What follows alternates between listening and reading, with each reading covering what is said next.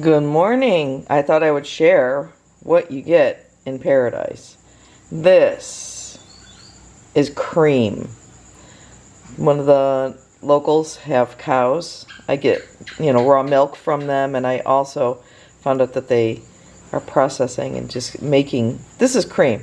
This is just like no fillers, no, it's just pure cream. They just sift the milk. I don't know how they do it, but they strain the milk, and this is, look at this. Cream. This is what real cream looks like. I cannot wait to start making stuff from this. It was only 100 pesos. Amazing. And it's a liter.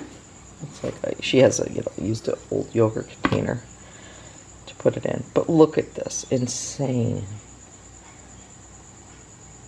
Now, what you get in the grocery stores never looks like this, and it's full of crap if it does. This is the way we should be eating. This is what we should be eating.